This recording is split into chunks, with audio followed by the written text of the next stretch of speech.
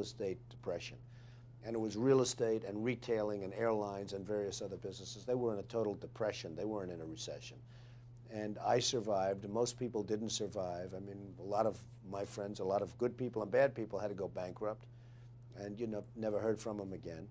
And you probably never will hear from them again. But, I survived to a point where the company is much bigger now than it ever was and much stronger financially than it ever was. And I wrote a book about it. But in the early 90s, you faced the possibility of losing everything. In fact, on paper, you had lost pretty much everything. I had faced the possibility of losing everything, and I went back to work. I focused my mental energies and all of my energies. You never thought of giving up?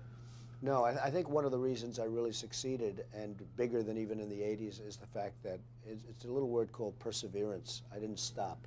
It's quite a long word, actually. It's a long word, come to think of it, but I didn't stop.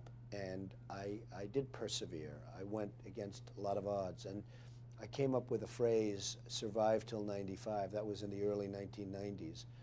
And it turned out to be right, because the world changed, the economy changed, and there was a survival tactic till a certain year.